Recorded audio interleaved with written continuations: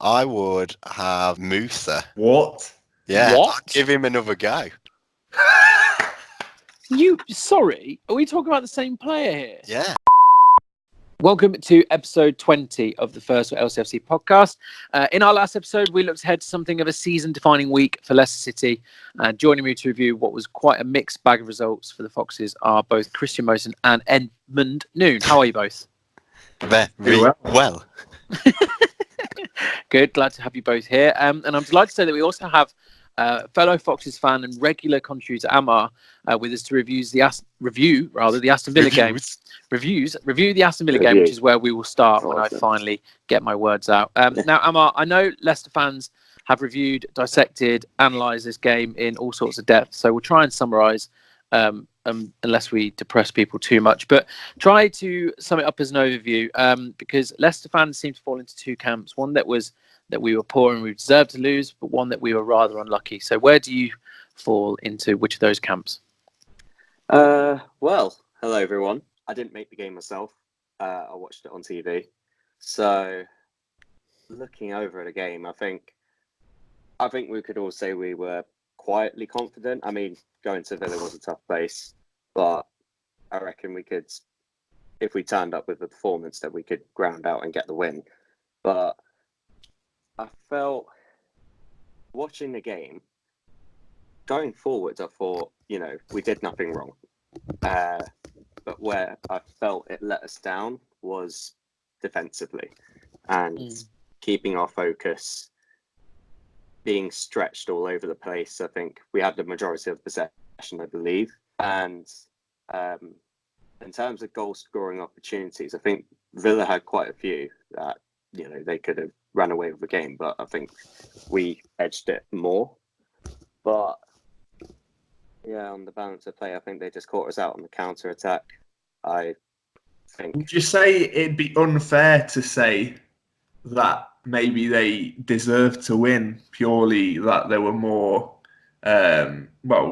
clinical on the night, weren't they? I mean, me and Jamie locked horns a bit after the match, whereby obviously Jamie's a passionate Foxes fan, as am I, but Jamie sort of vents his frustrations on Twitter a lot more. And maybe I was baiting him a bit, but I was saying that, come on, if Aston Villa, at the end of the day, it's a game of putting the ball in the back of the net. And they did that. We tried to do that. And yes, their keeper had an absolute worldie of a game, but for me, they were more clinical, and that's the way I'm looking at it. Deservedly, they went through, and it was over two legs as well. It wasn't like a fluke 90 minutes. So what are your thoughts on that? Yeah, I could completely agree with what you say. It was over two legs, and the fact is we needed to turn up for a semi-final and be prepared for battle, be prepared for war. I think, to quote Graham Souness, we were prepared to go for the war in the league game, and that's not often you hear me quote Graham Souness, so not much on that. I felt, going forward we have the chances, and then Villa, you're right, Villa were clinical, but I feel it was more in wrongdoings that led to those goals, and I felt they could have been prevented, and with a bit more focus we probably could have prevented them, and it could have been a different story. But I mean, so in terms of the game, Leicester obviously had the majority of the shots, 22 to Villa's 9. Villa only have 3 shots on target all game, obviously scoring from 2 of them. The first goal, Schmeichel came in for a little bit of criticism. Where do you stand on that? Do you think he should have done better, or was he simply beaten by a bit of a rasper from range? Before going into this, don't get me wrong, he is a club legend, and rightly so. And I think what he's, his service to this club has been tremendous. However, I feel personally, for me, I know a lot will probably disagree with me. I think he has been out of form since Puel arrived and we switched to playing out from the back. I believe if you're on 120 grand a week, you should be putting in the saves that he should, to prevent both of those goals, really. I felt both of them were very close to his body. The ones he conceded on the night versus Villa, and they could have been easily prevented. I think Rugby stuck his hand out. So with quicker reaction times. The first goal, that was my initial thoughts, because I think minutes before that, he intercepted the ball using his feet, a very similar position, I seem to remember. But obviously for the goal, great hold-up play from Jack Grealish. On a side note, he had no right to doing that. He's one of the smallest lads on the pitch, but he had a fantastic 180 minutes or so.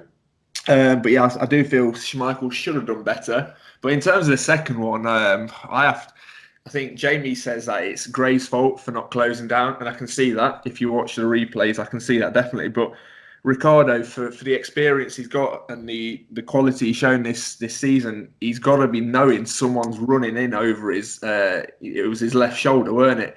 You got to be trying to get anything on that, just knock it out of play, glance off top of your head, anything. I can't feel the responsibility is at his door, not so much at Schmeichel's in this instance. It was like a chain reaction, really, and it was just sort of a series of unfortunate events that led to, the goals that we conceded.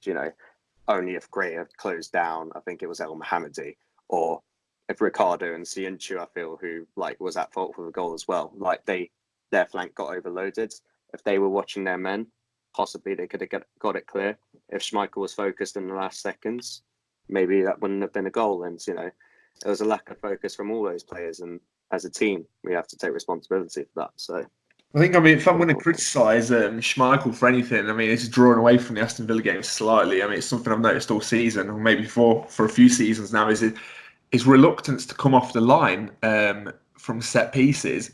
It's like a penalty, he thinks he has to keep 1 foot on the goal line sort of thing. I'm not really sure what's going through his head. For a keeper of, 33, and all the years experience he's got, he should be able to, he comes across as a, confident, commanding sort of person, but when it comes to physically actually commanding the box, I have very little confidence in him doing that. And a couple of times, obviously Chelsea on Saturday, which we'll talk about later, but he's getting beaten because he's clearly leaving too much of the goal for people to be aiming at from set pieces, which they've got no right to be doing. So Amar, what do you do about Schmeichel in that case? What is the solution in your mind?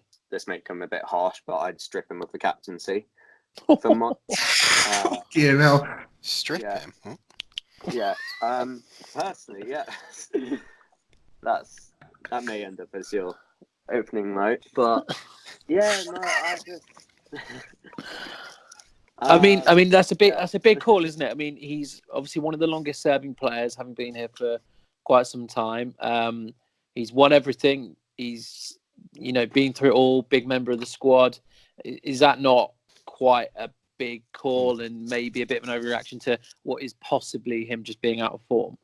This for me is not a spur of the moment thing. I'm very proud of his achievements and what he's done, but quite frankly, to be wearing the captain's armband and having the authority to lead that team, the fact is, as Christian will say, he's not coming off his line, and when we concede goals from set pieces, he'll turn to Chilwell or he'll turn to Evans and start blaming them and saying why they weren't in position, rather than actually taking some responsibility for this himself and saying, well, he should be defending the goal as well.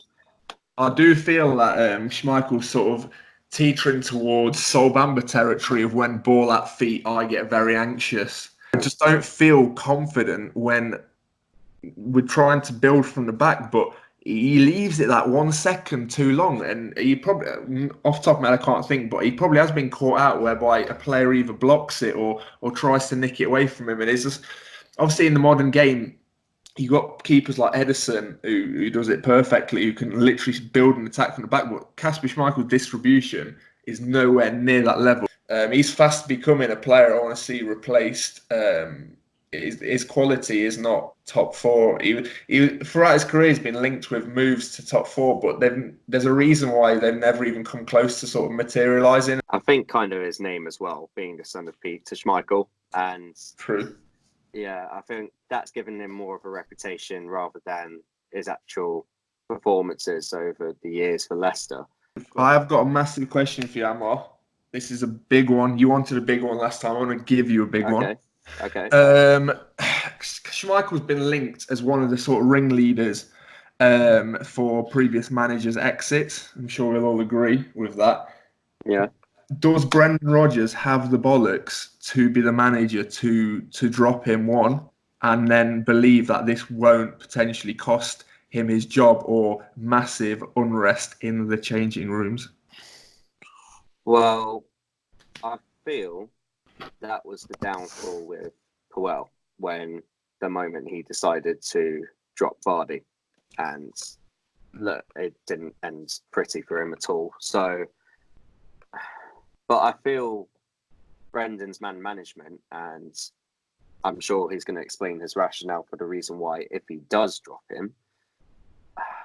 Will he though? I'm unsure. I think he could be too loyal to him.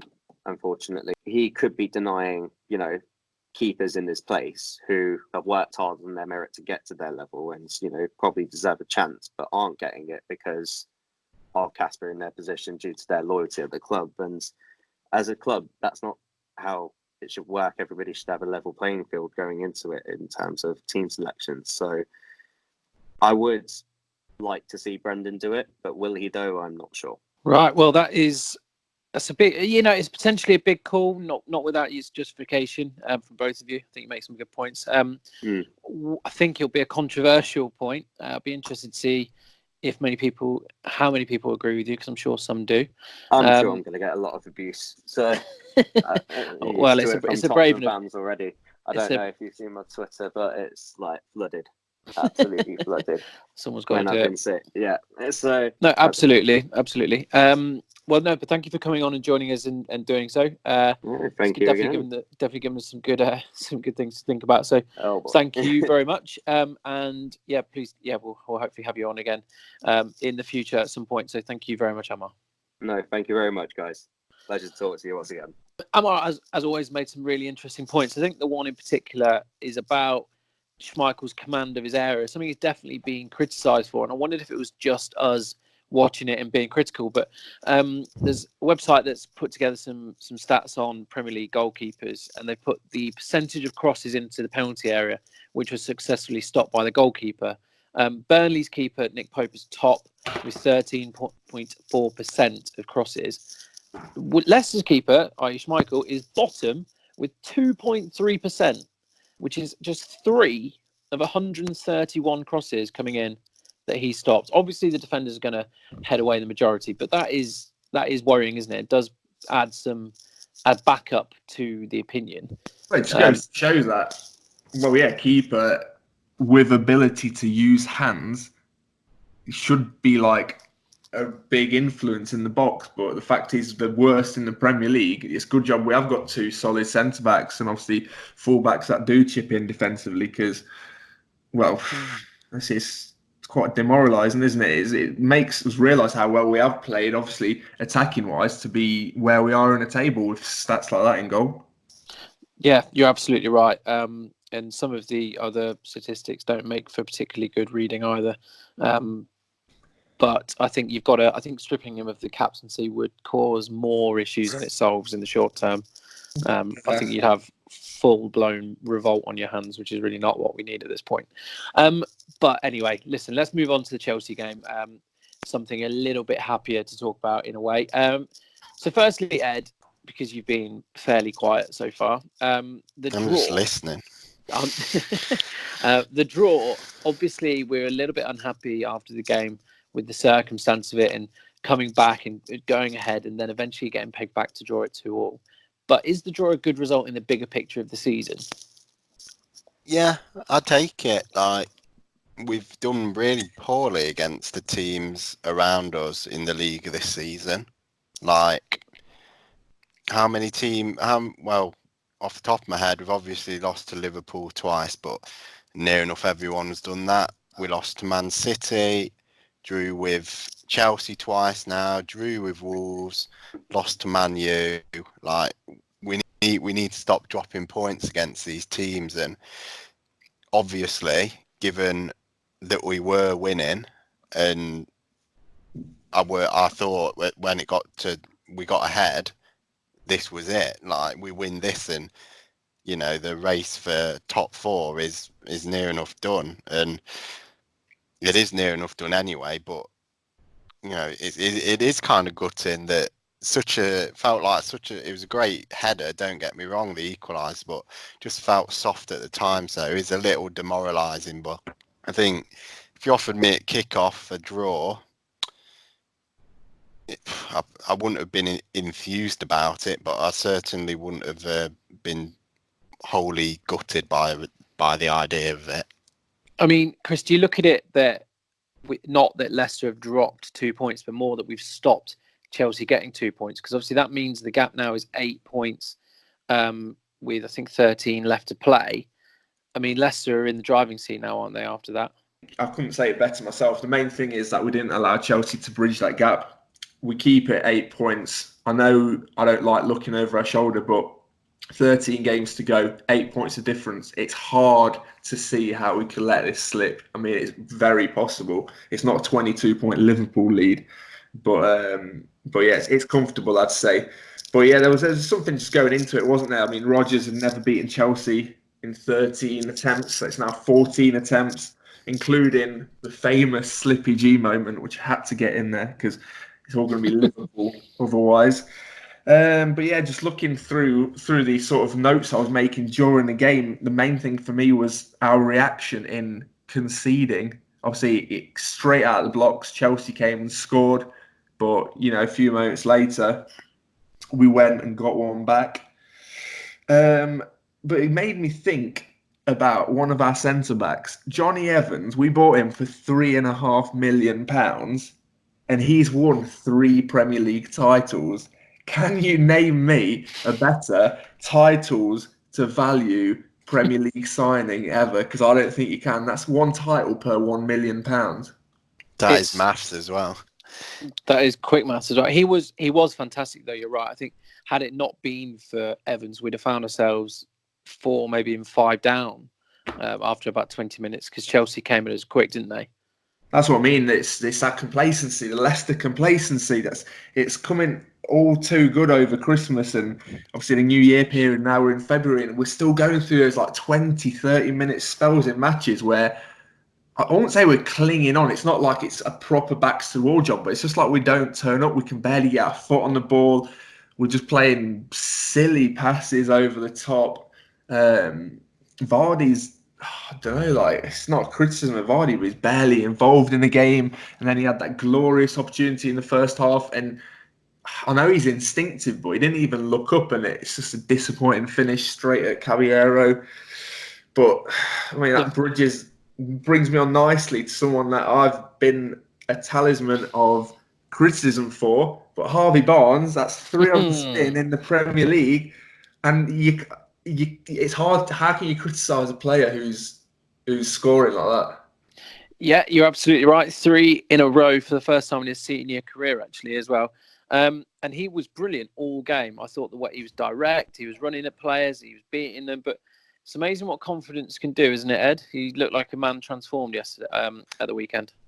I feel like I'm just taking the mic away from you. This is your time, Jamie. I'm surprised you've not got a script to just explain to everyone about how you were right all along and how is the next Messi and you'll be leading with Barcelona and Real Madrid. So we're getting that chance on 81 minutes.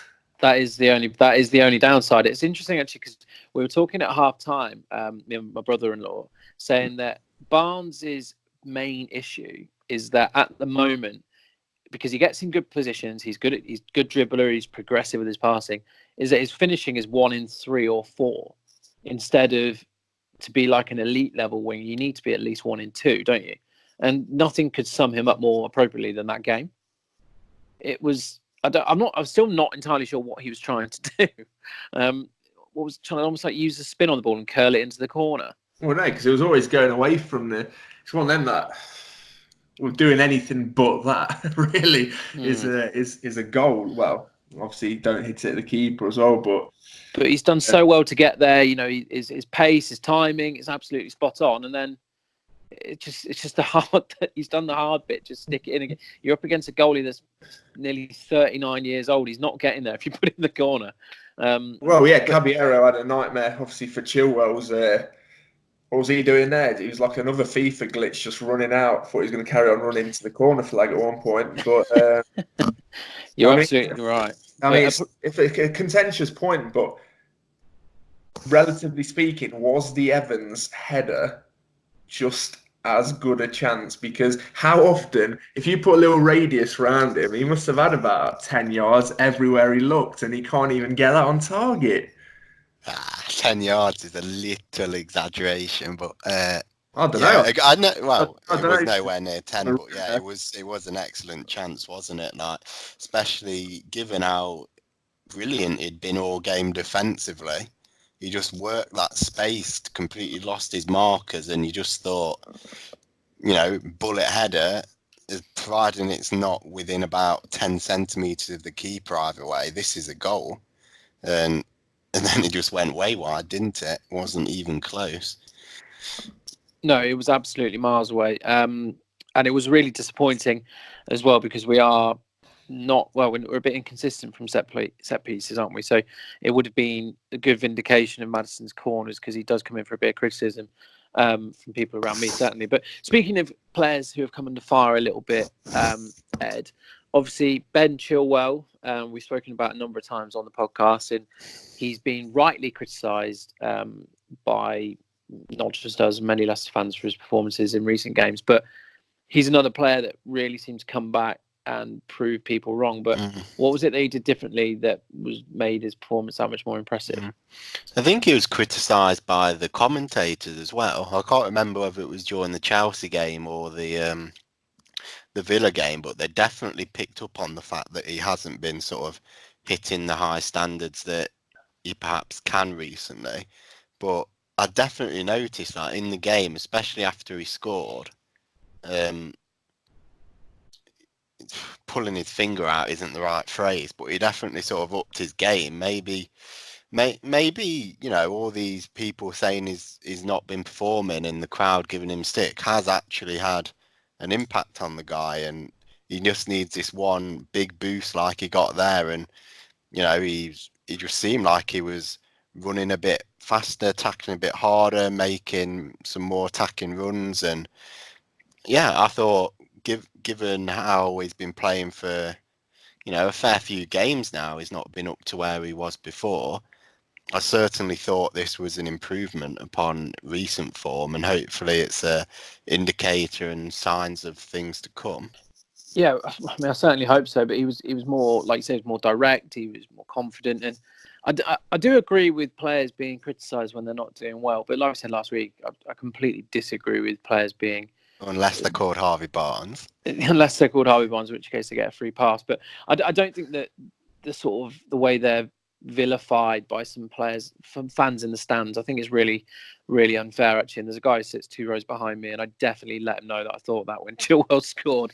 Absolutely lost my head. But in terms of not literally, I found it again. But in terms of other positive performances, obviously we've had Chilwell and we've had Barnes. But again, it's another guy that's been criticised, and that's Ayoze Perez. Chris, he's been actually lauded as one of his best games in a Leicester shirt. What did you make of him?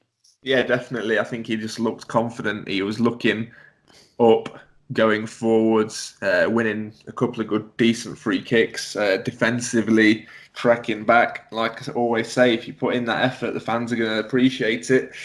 And yeah, definitely so. I think it's interesting to see, though, that out of our attacking options, Iheanacho has actually notched a goal every 126 minutes in the Premier League, which does leave him in 6th place, which is, that's good going, because obviously he's got a fair few minutes under him. But what I want to draw attention to is the way Chelsea switched shapes for the last 10 minutes. They took off Tammy Abraham and brought Ross Barkley on, pushing Willian into more of a false 9, leaving Batshuayi on the bench. So, I mean, what did that say about their mentality at that stage? True. I mean, it looked like they were pretty happy with the draw at full time. Yeah, the commentators were saying in the last 5 or 10 minutes were like, it does kind of look like both teams are just desperate not to lose this now. That's interesting, actually, because that's not the impression that I got having been there. Obviously, I know the emotion's a bit different when you're in the ground, but I felt like that we were pushing to try and get the win. No, I didn't hear that on commentary. I wouldn't have agreed with that had I did hear it. I mean, it did feel like Leicester. Obviously, you're at home. You're going to be. I'd be very frustrated if I got the impression that we were sort of standing off and settling for draw. It just didn't seem that way to me. It did seem like we were going for the win, really. And just to throw one last little statistic in there, because I know our listeners love a stat, is that this surprised me actually, but we actually have the fewest cautions in the Premier League so far this season, where in terms of bookings. See, actually, that's quite interesting because it sort of echoes comments that came out after the Villa game that maybe Leicester don't have that nasty streak that sometimes you need in big games. Well, by nasty streak, I presume you mean the famous tactical fouls which Pep Guardiola got found out for this weekend, didn't he? Yeah, that's exactly what I mean. I mean, Maddison, I think, did 2 or 3 in the game against Chelsea. One of his was horrible. One of them was horrible because he was absolutely nowhere near the ball. Yeah. The ref should have given about 6 yellow cards to Chelsea team, by the way, in that game. I thought he was absolutely atrocious. But he does know what the handball rule is. That was confirmed, but not when it mattered. What did you think of the big call that obviously everyone has spoken about towards the end of the game? It's not a handball for me. It's just not a handball. If that was given against you, like, correct me if I'm wrong, I've seen replays, but was Rudiger's hand not literally behind him, but because it's so long, it's actually sticking out of his other side. So he's doing. Is that his hand? Yeah. So he's over. Oh, God's sake! Carry on, Chris. He's clearly trying to keep his hand behind his back, but there's no way if your hand's sticking out the other side, and that would have been awfully harsh. So it's a no penalty for me. Not for me. Because some people said that it looks like he tries to move his hand backwards. Oh, you try and do that with your hand behind your back and when a ball's coming at you. Yeah, I mean, it's a good point. I'm playing devil's advocate.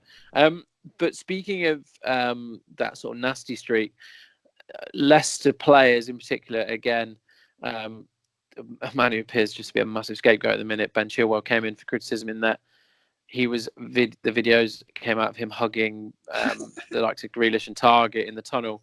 People saying that shows a weak mentality. Ed, what do you think? Is that not just a bit ridiculous, or do you buy into that? No, well, I think it shows they're nice friends. I know, I don't. You always hear stories that they're all pallying from this group of England under 21s or youth internationals, and well, in an ideal world, you'd rather them wait until after the match to do it, but during the game there was plenty of times, especially with Grealish, I saw Maddison tracking back and trying to get a tackle in and wasn't afraid from trying to. Even if it's maybe he's just trying to do it to show everyone that he's better than Grealish, because those comparisons are becoming more and more commonplace. But he didn't seem on the pitch that he wanted to give him a hug. So as long as on the pitch they're giving it everything, I'm not too fussed about it personally. Yeah, I think that's it, because the comparisons are drawn with rugby, in that when you see the players at the start of the game, obviously they all play together internationally and and they all know each other, but before the game then they're focused on the match, and that's all they're thinking about. They're not thinking about saying hi to their mates or anything like that. They're thinking about the game that's coming up. And wouldn't you like to see your players more focusing on the task at hand rather than that? I think if there's anything to learn from rugby, it's not about pre-match hugs. It's about how they've actually know how to use video technology. Yes, because they're just obviously they've been doing it for years, whereas this is new in football, and I think we can all accept it's not being great. It's nothing to do with it being new in football. Like, humans aren't a new thing. Like, the application of simple skills or just watching how good a sport does it and learning from it. It's almost like a pride thing, like, oh no, we're doing this our way because we've introduced it this year, when it's glaringly obvious that it's clearly not the right way to do it. Like, how thick, or who is it? Is it Mike Riley? I think the chief of all this. Like, there's a screen on the side of the pitch. There's so many instances. Surely in the ref's own head, he's thinking, look, I should just probably go and have a look at this, because if it's like a handball or something, it should just be his judgment. Like, it's not, it's, as I've said all along, and a lot of people said, it's not VAR's fault, it's the application of it. And I can only hope, I understand why they're not changing it halfway through a season, because of consistency and stuff like that, which is fair enough. Let's just write this season off. But next season, there has to be changes in the way it's used for me. I just think that little screen's a joke in itself. It's tragic. Like, why does he have to run? All the grounds have to have a big screen. Literally, if you want to look at something in a bit more detail, like, for example, if the sun's glaring down on a massive 30-foot screen, it probably actually is better just to... we got two screens to look at. Like, the argument is by many people that the issue with VAR is the people who aren't there, who are there at the match, don't have a clue what's going on.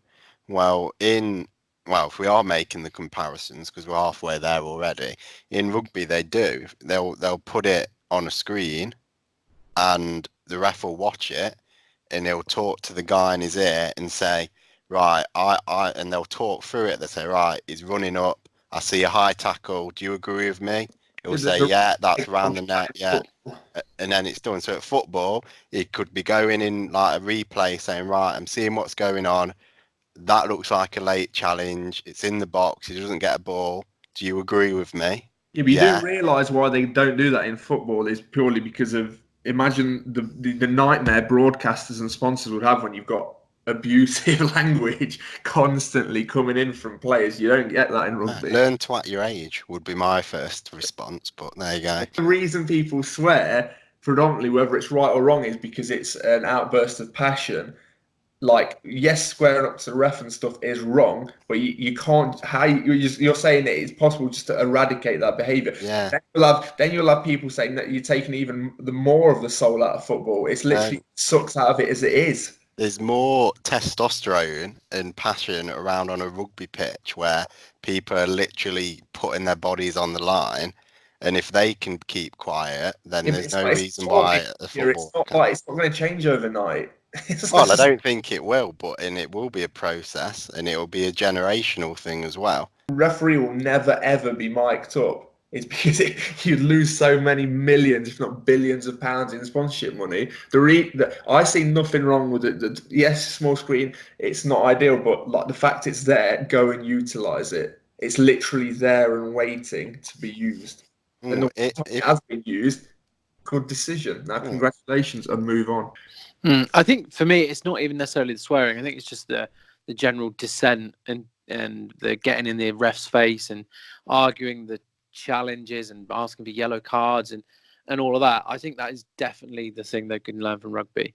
You've got these big lads. It's a high octane sport, high passion sport. Obviously, these properly putting their bodies on the line, and yet they defer to the ref, call him sir, never disagree with the decision. And if they do, it's a penalty against them, or even worse, it's a yellow card, and it never happens. This is it though. It is literally a cultural thing. That's what I mean. It's ultimately taught behaviour in a way that this will have to be a generational thing, and it's not. It literally can't be changed overnight. Yeah. Like, I'm not commenting on footballers' intelligence. I'm sure some of them are very intelligent people, but it's just not. It's just not a realistic thing to change. Do you think if they started giving out, like, properly following the dissent rule to the letter and giving out either free kicks and then yellow cards for a second offence at the first sign of any dissent from a player, that it would change the behaviour pretty quickly?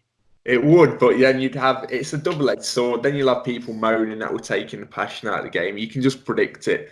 It's just turned into like a real clean, like a clinical sport, which I don't think football should be. And that's not me saying that refs should be abused, But like, yeah, if you take that out of it, it's just like you are sucking the character out of the game. Whether that's a right or wrong character to have you are taking it out of the game. It's a fair call. I think it's one of those things that it does polarize opinion a little bit. But listen, as hypothetical questions go, obviously we ask listeners to send in questions every week, and we always get some good ones. And this week is absolutely no different, with some proper thinkers, as they say. First one, we'll start with the biggest of the lot. Chin scratches. It's the chin. I was going to say that. And this one came in from Austin Forbes, again, another regular. So thank you for sending in another good question. And he asks, where would the club be, hypothetically, if Pearson was never sacked and Ranieri was therefore never hired? It's a big one. I mean, when I seen this, it did excite me, to be fair. So thanks for the question, Austin. Obviously, shout out to all our listeners in America as well. But thinking about it, I just think we would have been, or still would be, probably a team that is toying with relegation, basically. And to justify that, you've probably got, 8 teams now, without referencing the table exactly, that could realistically go down. And I think we'd just be in that sort of mid-table mediocrity. Basically, the team that a lot of us would have grown up with in the way that the 90s, before we started getting relegated, just like an average team, a team that doesn't really get much media spotlight, a team that doesn't really attract big names. Yes, we've got great owners, but I do, for me, feel that Pearson, or that trip to Thailand or whatever, they all the stars aligned, and it's just created this perfect formula. But I think, had we gone down for Pearson Jr., had we gone down in that relegation season where the Great Escape, and we all know the Championship's a tricky league to get out of, it could have been a totally different story. So in terms of things that Pearson and his setup had going for him, that was constant ed. Obviously, you had the scouting setup. So Kante was coming in regardless. He wasn't necessarily a Ranieri signing. And you had all the momentum from the Great Escape season. Where do you think Leicester would have finished? I mean, it's a tough question, but in the 15-16 season, where do you think they would have finished with Pearson at the helm? I wouldn't have been surprised if... Well, I agree with Chris that we would have been sort of, at least at some point, flirting with relegation. I don't know. I think Pearson would have ended up falling out with someone who was a big player. I don't know who, but I don't know. He could have. I'm just trying to think. It's a very good question. Well, Vardy didn't really pull up any trees in his first season in the Prem, did he? So maybe he would have looked for a striker who could rely upon more, and then everything that happens with Vardy is history. I don't know how much of a Pearson signing Kante was, because I've just Googled it, and it said, one report said that Leicester are about to miss out on Kante after Pearson's surprise sacking. So I don't know. Maybe we wouldn't have got him. Maybe we would have as well. And if we obviously didn't get Kante, we definitely wouldn't have won the league, immaterial of who the manager was. So I don't know. We did something amazing under Pearson, both in getting up and even better in staying up. That was an incredible end to the season, and I think that was a catalyst for what happened the year after. But I do think if Pearson was still at the helm, we probably would have been in and around that sort of area. And I don't know, if we'd progressed a bit and given a good owners, maybe we could have got to like a mid-table side. But well, Pearson was already showing signs of losing it. The ostrich gate, giving that Crystal Palace player a headlock on the side of the pitch. It went from being like in a dark place to playing this, at the time, what was a real refreshing palate cleanser of a style of football under Ranieri. Route 1, it was literally blitzing the Premier League. In terms of global brand, like what Ranieri did for us as a club, or making us a bigger club, as we like to refer to other teams as, is massive. Like, I'd love to see like the amount of revenue increase we have witnessed since that season, because what Ranieri's done, and I feel bad for him because like he doesn't get spoken about anymore. There definitely won't be a statue of him, anything like that. And like what he did for the club, as a club, not as a team, is massive. Like, just think about it. Like, commercially, he made Leicester what we are today. Mm. I think because it's always something that comes up every now and then on social media, is that Ranieri's contribution can sometimes be almost discounted by fans that basically said that it was Pearson who did the hard work and that he laid the foundations, and then Ranieri just sort of picked it up and ran with it. But I think that's really, it's always quite disrespectful, because I think that whilst the momentum was certainly there and that team spirit was definitely there from Pearson, the way that Ranieri got the system, like you said, Chris, and got us playing this direct attacking football. He had Simpson as a right back, basically giving an Albrighton, and the way that he used those two players to essentially give Mahrez and Bardi a platform to go and do what they did was a masterstroke. I mean, he got it completely wrong the following year, obviously, but I think that his contribution, it can't be overlooked and understated. Yeah, just to summarise, like, bearing in mind, at the time of appointment, Ranieri, like, we just seen him as, like, a tinkerman, someone who, if anything, was making changes, but notoriously, he then turned into not changing things, and we only made, like, X amount of changes, which is probably the least in the league. So the fact is, he did show his football intelligence. Even as an older gentleman, he was willing to change. He still has that intelligence to see how he could have developed the group of players that maybe Pearson had in place, but there was no way Pearson would have played that style of football. So eternally grateful to Claudio, great man. It's a shame that things didn't work out for him, but for me, he will be a legendary figure and the linchpin in what led to our steep increase as the club we are today, and being able to attract managers like Brendan Rodgers. Like, let's not get it wrong, like, go down further down the timeline, Brendan Rodgers would not have joined us had we not been Premier League champions. You're absolutely right. I think there's a lot of players that we wouldn't be able to attract now either, as a result of our stature in the game. And if you think that we'd be able to hold on to the likes of James Maddison and Ben Chilwell, etc., England players, young players like that, I wouldn't be able to see it personally. So basically, in answer to the question, I think we're all agreed that we wouldn't have achieved anything near what we have. Right, we'll move on to another one, and another nice hypothetical question from Rich Kinnaird. Thanks for sending it in, Rich. If you could get any ex-player and put them in this side now, who would it be? Now, I think we might have had this question before amongst ourselves, and I think all three of us probably said Riyad Mahrez.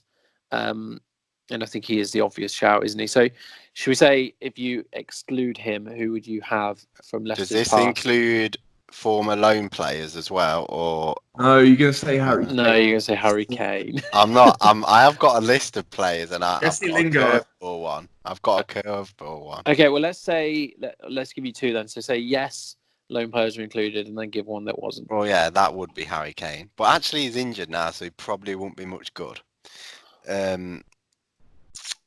My curveball one, given the way we play, and you never did it whilst he was here, but I don't for a second think he was a bad player. And given we want a little bit more, perhaps some more pace or someone who can play on the wing, I would have Musa. What? Yeah, What? I'd give him another go. Sorry, are we talking about the same player here? Yeah, I'd give him another bash. Wow. I think he could work in this system. You're on the wind up. No, I think that, give him a year under Rodgers. He's certainly better than what we have on the bench now in the wide positions, and that that we don't have many other wingers to welcome back. I'd add him to the squad. Yeah, but what would he do differently? Like, his technical ability was diabolical. He had pace. Yeah, good. Because our two wingers don't. So you're sort of wanting to play him in more of a B-Tech Traore, hoping that he'll grow into a Traore. Perhaps, yeah. And he can play in a similar role to Perez, sort of. He's not mega wide man, but he's not a striker either. He's sort of in the middle bit, and I think in this system it could work. He did score against Barcelona for us, lest we forget. So Nice, didn't he? yeah, I think we were watching that in the pub with you, I think, and I got very excited. But things Maybe didn't. we had a few too many if he was scoring. And we seen him at Bramall Lane that time in the League Cup, I think, and he did eventually score, didn't he? But he was getting absolute ironic cheers for doing so. Yeah, if he scores were on the pitch. Yeah, I've got a list of players that we sold like recently. So, and they're just this is the same Ahmed Musa. So he's currently playing in Saudi Arabia, and he's made 11 appearances in the one division, and has scored no goals. Yeah, doesn't need to. And also, when you first said Musa, I don't know why, but my first instinct was Frank Musa. Can you remember him? I didn't register with me, but that's a mental shout. That there isn't really there's not a long list of players I'd really be buzzing for other than the obvious Mahrez. And I was trying to think which wingers, and there was Knockaert. Junior Lewis. Come on, he's probably a bit old now. No, but let's say because it's have you misunderstood the question? You don't have to still be a player who can play. Like hypothetically, bring back if you want a wide man. I was just looking for that from like the last 5 or 6 years. No, go hypothetical with it and pick. Okay, whilst Ed's doing that, I do have one. I'm bringing back Bruno. Emil Heskey in his pomp prior to his move to Liverpool, because let's just think about it like part hypothetical, but part. It's not just me. Let's welcome back Emil Heskey at the age he left Leicester City, which off the top of my head would have been mid to late 20s, I'm guessing, and now he would be replacing Jamie Vardy. He's more of a physical player. He can hold the ball up, but he also has that explosive bit of pace about him. He was a goal scorer. Bearing in mind we'd have him in his peak time as well. I just think it'd be a perfect replacement for that striker that I feel that Kelechi Iheanacho won't actually turn out to be. He was 22 when he joined Liverpool, and went on to score nearly 40 goals in 150 appearances. So he was a quality player at his pomp, wasn't he? And he's definitely. Can you imagine playing him and Vardy up top? That'd actually be quite a tasty combo. But when he was at his prime for Leicester, but I mean, from that era, there's a few players that you look at, right? I mean, I know we're looking for centre halves that can come in and do a job. I mean, you had some quality centre backs back in the day. I would quite like to see. I mean, because my one would be either Steve Walsh or Matt Elliott, mainly because I want to see, if we're losing a game, just chuck a centre half up top again. We haven't done that in ages. Just go old school with it and start lumping it along. And those are the players who would definitely pop up for you with a big goal when you needed it as well. It is true, and I think it's something of reference throughout the season and the podcast as well, is that having that leader. And I am automatically dismissing Schmeichel. Even if he is very verbal, I just don't believe in having a goalkeeper wearing the armband, just purely from a communication point of view. But I do think having that spine, having that centre-back or someone pushing into midfield, I think the difference someone like Matt Elliott would make, he would make us play differently when we are in that Leicester City slum of just like not being able to pass the ball. I do think we are lacking that sort of anchor type in terms of personality. Also, Matt Elliott isn't standing there hugging players in the tunnel, that's for sure. Right. So what does he do in the tunnel? I don't. It just stands there looking angry and Scottish, I think, but I don't know. Okay. We do forget that you are Scottish. Who, Ed? No, I said we like. I won't say a lesser known fact, but like Well, he doesn't have a Scottish accent, and I don't. Well, I do know he's Scottish, but he was an international, wasn't he? Yeah, so I thought you were talking about Ed for a minute. Born in England. And then I remember that Ed is in fact Dutch. Have you ever played alongside Colin Hendry? There's football figurines with massive heads. I used to have Colin Hendry. Big heads. Yeah, Colin Hendry's was to scale as well. Did he ever play with Alan Brazil? No. Oh, God. That would have been a beautiful thing, but unfortunately not. Speaking about forgetting about players who played, who have actually played the game. I think Alan Brazil actually retired at 27. You know what? That could be complete fact. No, I think it literally is. He was retired at 30, if you want the exact age, yeah. It is in Switzerland, I believe, or was it Australia? FC Baden. Yeah, Switzerland.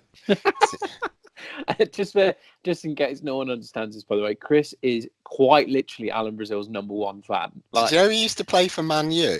Yeah.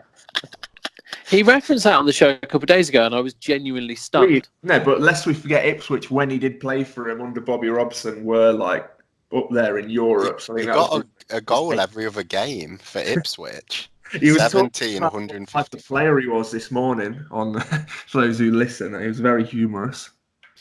Also, lesser known fact is that Matt Elliott actually had a very, very brief managerial career in Thailand for Army United. And he was manager there 2014, and then they actually just gave up with it in 2019 after 103 years. I'm not saying that was Elliott's fault, but there you go. Right, so now you've had time to actually think about the question and understand it. What would your answer be? Well, I'm just trying to keep it relevant because you're talking about players that, you know, me and Chris are not as old as you. Like, don't expect us to know. Steve Walsh, never watched him play. Jesus Christ. Well, for a centre-back, more recent times, peak Robert Hoof would be a nice addition to the squad. Yeah. Anything else? Well, yeah, set-piece specialist. You're not putting Robert Hoof in a back three, though, are you? Well, no, but we don't really play back three, Jamie. We've played quite a few times this season. Not every time, though. Wow. No, I'm just saying Rodgers. Jamie almost got angry then. Yeah, there's lots of actually. N'Golo Kante, obviously, with Ndidi's injury, would have been a decent player to bring off the bench to play. Kramaric is a striker option that was perhaps a right person, but at the wrong time. I'll give you another one. Roberto Mancini. How many games did he play? Was it 1 or 2? Something like that. He obviously decided he came to Leicester and then almost immediately retired. He was like, absolutely not. It's not worth it. I just remember that being at the time when we had that. I think we had the LG shirt with a huge collar on it. What about Arthur Chandler? You know, the club's top goal scorer of all time. I remember him making his debut. Yeah, good player. 273 goals in 259 league games. When you could put a tackle in as well. Yeah. Well, either him or Arthur Rowley, I'd take either. Similar sort of vibe. Imagine them two either side of Jamie Vardy. I don't really know how to be honest, because I've absolutely no idea. I'm sort of picturing two players in black and white and Jamie Vardy in colour. With a Red Bull. Exactly. Right, Port and Red Bull would have probably been a more acceptable pre-match meal back then, so you might well fit in. Right, we'll move on to the next question, because I just feel that it's only going to go one way, and that's negatively for me.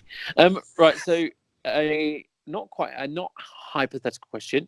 Do you think a dead ball coach would be useful at Leicester, similar to Liverpool? Our throw-ins rarely lead to anything, and I often feel the opposition's corners are more dangerous than ours. What's your view? Do you want to give some context to this about the video that was going around on social media?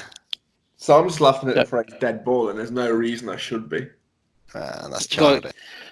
Go on, Ed. You provide. Well, I don't know the whole story. I just clicked on it, but it was like on some foreign, was it Scottish? I don't know. Some foreign TV. Like there was just a discussion about dead ball coaches, and one of the presenters, analysts, was going off about the fact that Liverpool have a throw-in coach or something, and that he thought it was dead a really odd thing to do, and like, what can a throwing coach actually teach a professional footballer? How much do you reckon a throwing coach gets paid per annum? Because let's say the average wage in England is, what is it, like 30-odd thousand, I think, like, I don't know, on statistics. Like, presumably they're on probably almost like, well, double that just for analysing throw-ins and free kicks. I'll do, you two talk and I'll do the legwork. That is mental. Like, So basically, this came from a video, as Ed says, from Steve Nicol, who used to play for Liverpool, who was on, I think it was US TV, being extremely dismissive of Liverpool's throwing coach, Thomas Gronemark, and basically saying, because it came from a throw-in, it's well done, the throwing coach. You know, like, by the way, can anyone tell me seriously what qualifications do you need? How much do they pay that coach? Too much, whatever it is. So his attitude has been pretty well dismissed as being, you know, old school, bygone era. Gronemark has come out and had a bit of a pop at him, but it has been proven that Liverpool's sort of conversion from set pieces, both throw-ins and corners and free kicks, is much better in recent seasons. So they keep possession 2 times out of 3 pretty much, which is quite high from throw-ins when you think about it. So I mean, is that something that you? Yes, thank you very much. Is this something one is born with, or can you teach this? Because like, that's quite a niche talent, like, to have an eye for retaining possession. Because it's not, I don't think Liverpool score many goals. It's not like a Rory Delap sort of thing, is it? Obviously, they're sort of seeing a throw-in as like a restarting play where they're probably doing a lot tactically and where they're shifting the whole shape of the team in that 5 to 10 seconds. But like, how many people are actually primed to have that skill? Is that even a thing? Is there like a pool of throwing people ready to be employed? I don't think there is. No, probably not. I think in the fact that they had to poach him from Denmark would suggest that there aren't a huge amount of them available.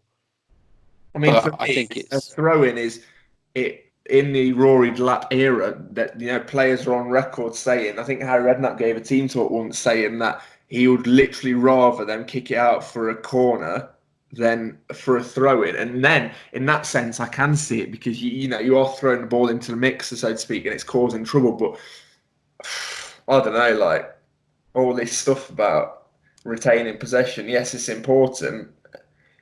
But for me, I'd rather just, get someone who can throw it into the box then. Did you know this coach has the world record for the world's longest throw-in? Just thought. So that might be his qualification.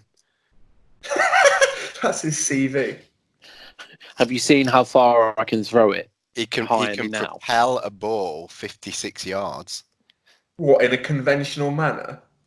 Yeah, well, I don't know if he... 56 yards, and that's like literally going to land in the centre circle from the byline. 51.33 metres. I'm watching a video of it as we speak, so I can tell you what his sort of his vibe is. Big run up, and he does do a flip. Like Bo tried doing a flip in the World Cup and just bottled it. Oh, that was it, Iranian or something. He absolutely gassed it. Right. So basically, our summary of that question is, I mean, yeah. we've not summarised it, have we? But but I'm not sure exactly how many coaches there are even available for something like that. But I think anything that in this sport that can give you an edge is definitely worth exploring. 100%. I don't see why you wouldn't try and get every single advantage possible. I mean, what would you have to pay a coach, do you think, in terms of a year? Compare that to a player's wage, and it'll be an absolute pittance, I'm sure. So it's one of those, isn't it? So the final question that we had, we have also touched on half of it, which came in from Lucky, which was, can you discuss our bottle in the big games? And also, do we play the right system /formation in these games? So, I mean, in terms of a mentality thing, obviously, Ed, you touched on it earlier in that our performance against the big clubs isn't so great. And then obviously we had the League Cup semi-final over 2 legs where we haven't exactly performed particularly well. Is it a mentality thing? Is it a shape thing? Or what do you put it down to? Well, in other games, we have changed the shape a little bit. So I was quite pleased when I saw the team for this one, because it was legit like we'd be playing this shape and probably this team, whether it was against Chelsea or Norwich or I can't even think, Watford, whatever.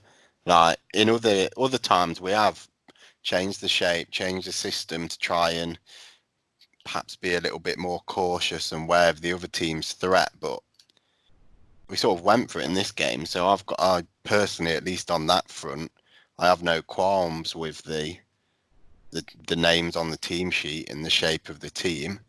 There are other things to pick about in the Chelsea game, obviously, but for once this time, I actually don't have a moan.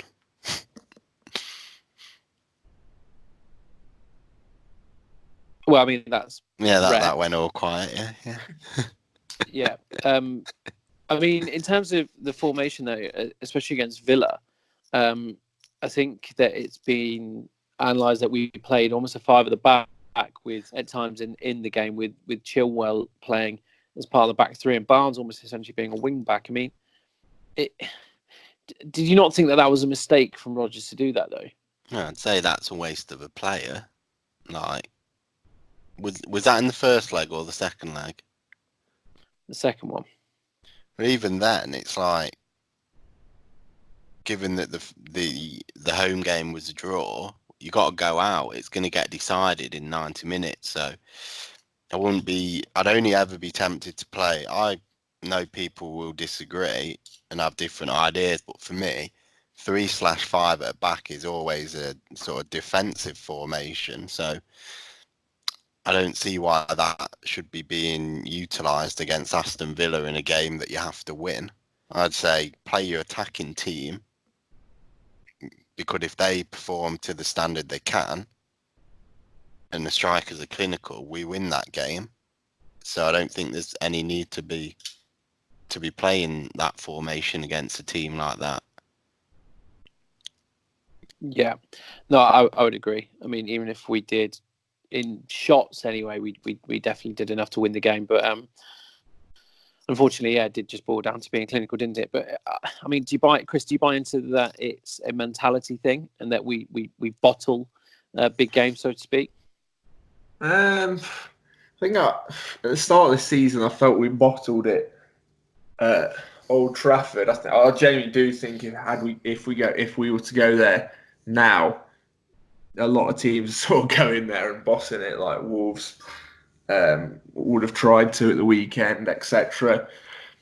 Obviously, there is that whole big clubs thing, and I think it's a bit of an inexperienced thing as well. In terms of, we have still got a young team who purely don't have experience of playing in cup semi-finals and stuff. So hopefully, let it be lessons learned, be quick learners, and we can apply ourselves.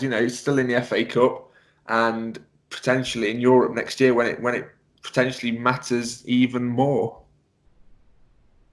That's it. The big disappointments in the last few years, from a Leicester point of view, like really crushing disappointments, like the Watford game and the Cardiff semi-final loss, it all spurred them on to do better things. I'm not equating the League Cup to that. I don't suppose it was quite as dramatic, but it was a big occasion. So hopefully they can use that, like you said, learn from it and progress from there. Young squad, hopefully we keep them together and we can do big things next year. Now we've got a couple of weeks until the next game. There's a mini winter break, as we know, so it might be a little while until our next podcast, Ed. So I think if you need an opportunity to add something else in, now's your time. I, on this occasion, don't have much else to add to this discussion. That's all I've got to say. What I will always say, give you the opportunity to give any other business. I'll say something, however, and it's something we can discuss more next week's when we are sort of previewing the Wolves game. But I do think we need to not underplay the importance of the next game. Like, Wolves are up there now. They are one of the teams who are going to have an eye on a top 4 spot. And yes, we've got a nice comfy cushion to 4th, let alone 5th, but a win next week against them, you can near enough cross them off as a team that can get above us. So yeah, big game on the horizon. So I think we need to, as a team, make the most of this time off, sort of regroup after this week. Not that it wasn't an absolute disaster. We didn't lose against Chelsea, but obviously it's had an amazing chance to get to the cup final and sort of, well, in the nicest way possible. Yeah, we did. We kind of blew it, didn't we? So, yeah, regroup and go out next time because it's a massive match again. Look, to summarise, if I was Brendan, I'd be saying, look, Musa, you're a free agent now. I need you for Wolves. Are you available? Oh, but you're not playing enough Football Manager, mate. You know you'll be able to sign him, but you won't be able to register him. If he's a free agent, can he not just come in anytime? I think he can, but I don't think you can register him outside the window. No. You'll have to send him out on loan to one of your feeder clubs in like Azerbaijan or something. I believe we have a feeder club in Bulgaria at the moment, do we not? A recent one. Well, he can go there, or he can go sign for us and go and play 2nd division Belgian football. About his level, I think. Ooh. You really are selling it. Yeah. I don't see why no one would want to join us. Well, that seems like as good a note as any to leave it on. Thank you to everyone for listening. Last couple of weeks, you've dug me out in the last verses of the podcast saying, "Oh, tweet him." Everyone tweet at Edward J. reasons why Musa is an awful signing suggestion.